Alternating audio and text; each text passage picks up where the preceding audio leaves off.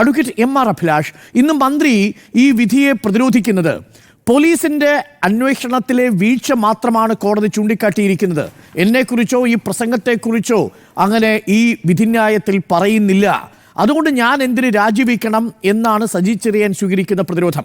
നേരത്തെ ബൈജു സൂചിപ്പിച്ചതുപോലെ എന്താണോ തിരുവല്ല കോടതി കേസെടുത്തത് ആ സാഹചര്യത്തിലേക്ക് തന്നെ തിരികെ എത്തിയിട്ടില്ലേ? ആ രാജിവെക്കാനുള്ള അതേ ധാർമ്മിക പ്രശ്നവും നിയമപ്രശ്നവും ഇപ്പോഴും നിലവിലില്ലേ? അഡ്വക്കേറ്റ് എം.ആർ. അഭിലാഷ്. വ്യക്തമായിട്ടത് നിലവിൽ നിൽക്കുന്നു ഡോക്ടർ അരുൺ. ആദ്യമായി തന്നെ ഈ കേസിൻ്റെ ഹർജിയുമായി മുൻപോട്ട് പോയ അഭിഭാഷകനായിട്ടുള്ള ബൈജു നോയലിനെ അഭിനന്ദിക്കാതിരിക്കുവാൻ കഴിയില്ല. കാരണം അദ്ദേഹത്തിൻ്റെ ഒരു ഇനീഷ്യേറ്റീവ് മജിസ്ട്രേറ്റ് കോടതി മുതൽ ഹൈക്കോടതി വരെ പോയി ഈ ഒരു വലിയ നിയമ പോരാട്ടം ഇത്തരത്തിലൊരു ഉത്തരവിലേക്ക് എത്തിച്ചതിൽ ആ യുവാവായ അഭിഭാഷകനെ അഭിനന്ദിക്കേണ്ടതായിട്ടുണ്ട്. നിയമത്തിൻ്റെ അടിസ്ഥാനത്തിൽ ഒരു വ്യക്തി വിരൽ ചൂണ്ടി ഒരു ഭരണകൂടം തന്നെയും താഴെ വരുന്ന സാഹചര്യം ഒരു നിയമവ്യവസ്ഥയിൽ അതാണ് ഒരു വ്യക്തിക്ക് ഭരണഘടന നൽകുന്ന ഗ്യാരണ്ടി. നിയമം ഉറപ്പിക്കുവാനുള്ള ഒരു അഭിഭാഷകൻ്റെ അല്ലെങ്കിൽ ഒരു പൗരൻ്റെ അവകാശം, അതാണ് അദ്ദേഹം വിനിയോഗിച്ചത്. പിന്നെ അങ്ങയുടെ ചോദ്യത്തിലേക്ക് വന്നു കഴിഞ്ഞാൽ എന്ത് കാരണത്താലാണോ അദ്ദേഹം രാജിവെക്കേണ്ടി വന്നത് ആ കാരണങ്ങളൊക്കെ തന്നെയാണ് ഇപ്പോഴും നിലവിൽ നിൽക്കുന്നത്.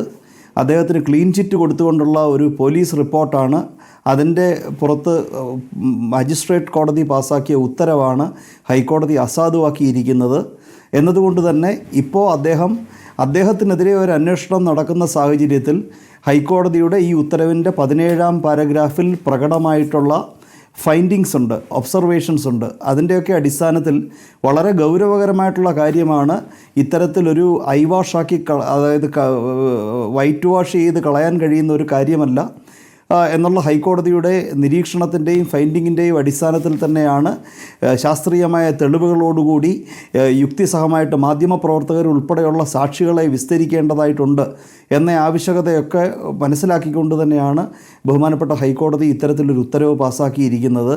അപ്പോൾ അദ്ദേഹം മന്ത്രിയായിരിക്കുന്ന സമയത്ത് ക്രൈംബ്രാഞ്ച് ആ ഭരണകൂടത്തിൻ്റെ തന്നെ കീഴിലുള്ള ക്രൈംബ്രാഞ്ച് അദ്ദേഹത്തിനെതിരെ അന്വേഷണം നടത്തുമ്പോൾ അതും ഭരണഘടന ഇവിടെ ഇരയായിരിക്കുന്ന ഇന്ത്യയിലെ ജനാധിപത്യ വ്യവസ്ഥയിലെ പൗരന്മാർ മൊത്തം ഇവിടെ അക്രമത്തിന് വിധേയരായിരിക്കുന്ന ഒരു സാഹചര്യത്തിൽ ആ ഭരണഘടനയെ സംരക്ഷിക്കുവാൻ ബാധ്യതയുള്ള ഭരണകൂടത്തിൻ്റെ ഭാഗമായി നിന്നുകൊണ്ട് അദ്ദേഹം ഭരണം നടത്തുമ്പോൾ അദ്ദേഹത്തിനെതിരെ അന്വേഷണം നടത്തുന്നതിലെ ആ ഒരു അസ്വാഭാവികത അതൊരു ഭരണഘടനാ മര്യാദയാണ്. അദ്ദേഹം പദവിയിൽ നിന്ന് മാറി നിൽക്കുക, സ്വതന്ത്രമായ ഒരു അന്വേഷണത്തിന് വഴിയൊരുക്കുക.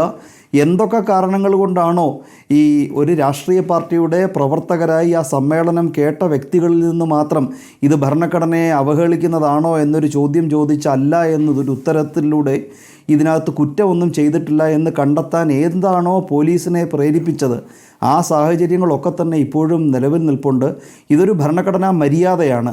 ഇവിടെ ആക്രമിക്കപ്പെട്ടത് ഇന്ത്യയുടെ ഭരണഘടനയാണ്. ബഹുമാനപ്പെട്ട കോടതി കണ്ടതിന് പുറത്തും കുറച്ച് കാര്യങ്ങളുണ്ട് ശ്രീ അരുൺ. അദ്ദേഹം പറയുകയുണ്ടായി, ഭൂരിപക്ഷത്തെ അടിച്ചമർത്തി ചില സാമ്പത്തിക നയങ്ങൾ സംരക്ഷിക്കുവാൻ ഭരണകൂടം, ജുഡീഷ്യറി, എക്സിക്യൂട്ടീവ് അതിനുവേണ്ടി എല്ലാവരും ഒരിടത്തായിരിക്കും. അതായത് ജനങ്ങളെ സാമ്പത്തികമായിട്ട് ചൂഷണം ചെയ്യുന്ന ഏജൻസികളാണ് ഭരണകൂടവും എക്സിക്യൂട്ടീവും ജുഡീഷ്യറിയും. കോടതിയെ ലക്ഷ്യമെന്ന് വളരെ പ്രകടമായിട്ട് മനസ്സിലാക്കാൻ കഴിയുന്ന തരത്തിലുള്ള വിമർശനമാണ് അദ്ദേഹം ഉന്നയിച്ചിരിക്കുന്നത്. എന്ന് മാത്രമല്ല, ഈ എക്സിക്യൂട്ടീവിൻ്റെ ഭാഗമായിട്ട് താൻ സ്വയം അവിടെ അവരോധിച്ചിരിക്കുമ്പോൾ തന്നെയും ഈ എക്സിക്യൂട്ടീവും സാമ്പത്തിക താല്പര്യങ്ങൾ, എക്സിക്യൂട്ടീവ് എന്ന് പറഞ്ഞു കഴിഞ്ഞാൽ എന്താ, ഭരണകൂടമല്ലേ? ആ മന്ത്രിസഭയിൽ അംഗമായ ഒരു വ്യക്തി തന്നെ ചില സാമ്പത്തിക താല്പര്യങ്ങൾ സംരക്ഷിക്കുവാൻ വേണ്ടി ഭൂരിപക്ഷത്തെ അടിച്ചമർത്തുന്നു, ചൂഷണം ചെയ്യുന്നു. ഇത്തരത്തിലൊക്കെ പ്രയോഗം നടത്തുകയാണെന്നുണ്ടെങ്കിൽ ആ മന്ത്രിസഭയ്ക്കെതിരെ തന്നെയുള്ള വളരെ വ്യക്തമായിട്ടുള്ള ഒരു അതിക്രമമായിട്ടല്ലേ ഇതിനെ കാണേണ്ടതായിട്ടുള്ളത്. അപ്പോൾ ബഹുമാനപ്പെട്ട ഹൈക്കോടതി പരിശോധിച്ചതിലും കുറച്ചുകൂടെ വ്യാപ്തിയുള്ള വിഷയങ്ങൾ ഈ ഒരു പ്രസംഗത്തിൽ ഉൾപ്പെട്ടിട്ടുണ്ട് എന്നുള്ളത് മനസ്സിലാക്കാൻ കഴിയും. ജുഡീഷ്യറിക്കെതിരെ നടന്ന പരാമർശവും ഉത്തരവിൽ വ്യാപകമായിട്ട് ഡിസ്കസ് ചെയ്തിട്ടില്ല, പരാമർശിക്കപ്പെട്ടിട്ടില്ല എന്നുള്ളത് മനസ്സിലാക്കാൻ കഴിയും.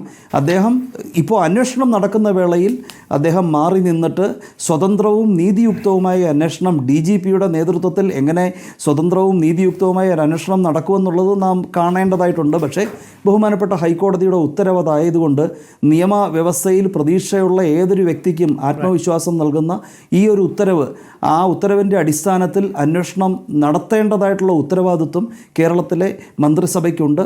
നിയമനിർമ്മാണ സഭയോട് ഉത്തരം പറയുവാൻ ബാധ്യതയുള്ള ആ മന്ത്രിസഭ അദ്ദേഹത്തിനെ മന്ത്രിസഭയിൽ നിന്ന് മാറ്റി നിർത്തി അന്വേഷണവുമായി മുൻപോട്ട് കൊണ്ടുപോകേണ്ടതായിട്ടുണ്ട്. ഓക്കെ, ഞാൻ അങ്ങയിലേക്ക് എനിക്കൊരു ചോദ്യമുണ്ട്, ഞാൻ തിരിച്ചു വരാം. അതിനു മുമ്പ്